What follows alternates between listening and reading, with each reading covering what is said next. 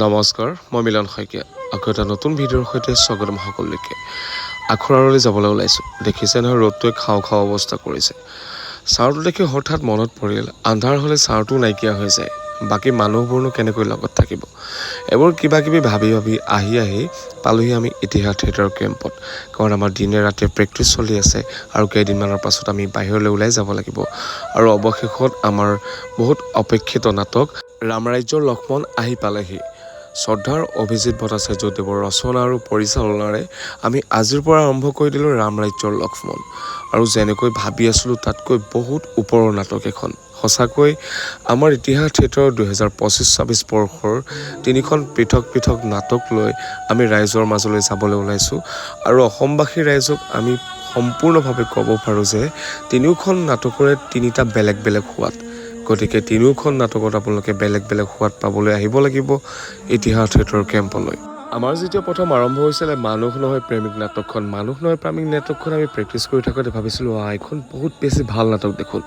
সেইখন যেতিয়া প্ৰেক্টিচ কৰি মিউজিক ৰিহাৰ্চেল কৰি সামৰি থৈ আমি দৰাজাতি আৰম্ভ কৰিলোঁ, তাৰপাছত লাগিল দৰাজাতিখনেই বেছি ভাল দেখোন। আৰু সেইখন এতিয়া সামৰি থোৱাৰ পাছত যেতিয়া আমাৰ কালিৰ পৰা ৰামৰাজ্যৰ লক্ষ্মণ আৰম্ভ হৈ গ'ল, এনেকুৱা লাগিছে এই 2খন নাটকৰ ওপৰত ৰামৰাজ্যৰ লক্ষ্মণ।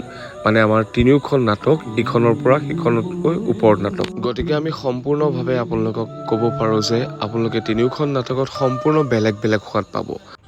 বৰ্তমান সময়ত কিছুমান মানুহ আছে ছ'চিয়েল মিডিয়াত ভ্ৰাম্যমাণ থিয়েটাৰক লৈ বহুত দীঘলকৈ লেচন লিখে বা ভ্ৰাম্যমাণ থিয়েটাৰক লৈ বেয়াকৈও কয় যে ভ্ৰাম্যমাণৰ নাটক চাব নোৱাৰি, ভ্ৰাম্যমাণৰ গান চাব নোৱাৰি। কিন্তু আমি ইতিহাস থিয়েটাৰৰ পৰিয়ালে আপোনালোকক গেৰাণ্টি দি ক'ব পাৰিম, আপোনালোকে সপৰিয়ালে আহি আমাৰ 3খন নাটক একেলগে উপভোগ কৰিব পাৰিব। আপুনি সৰু ল'ৰাজনৰ পৰা বৃদ্ধজনলৈকে সকলো সপৰিয়ালে আহি আমাৰ 3খন নাটকৰ গান একেলগে উপভোগ কৰিব পাৰিব। আমি আপোনালোকক গেৰাণ্টি দিব পাৰোঁ। আৰু আপোনালোকে দেখিছে আমাৰ নাটকৰ লগে লগে গানৰ ৰিহাৰ্চেল চলি আছে। মানে নাটকক যিমানটোত গুৰুত্ব দিয়া হয়, ডান্সকো সিমানটোৱে গুৰুত্ব দিয়া হয়। কাৰণ 3খন নাটকত কমেও 8টামান গান আছে। গতিকে গানকেইটাকো সময় দিব লাগিব। দিনত নাটক আৰু গান একেলগে প্ৰেক্টিচ হৈ আছে, সকলো ফালে ব্যস্ত। অকল গান নাটক বুলিয়ে নহয়, আমাৰ ইতিহাস থিয়েটাৰৰ লগত জড়িত প্ৰত্যেকজন ব্যক্তি এতিয়া নিজৰ নিজৰ কামত ব্যস্ত। কাৰণ সকলোৰ হাততে সময় নাই। আমি একেবাৰে কম সময়ৰ ভিতৰত ৰাইজৰ মাজলৈ ওলাই যাব লাগিব। গতিকে সকলো নিজক লৈ ব্যস্ত। আমি দিনে ৰাতি এটাই কষ্ট কৰি আছোঁ যে যিসকল স্বনামধন্য দৰ্শকে আমাৰ নাটক চাবলৈ টিকেট কাটি আহিব, সেই পইচাকেইটা যাতে অথলে নাযায়। তেনেকৈ আমাৰ যুদ্ধযাত্ৰা চলি আছে। ভিডিঅ'টো শেষলৈকে চাই থকাৰ বাবে অশেষ ধন্যবাদ।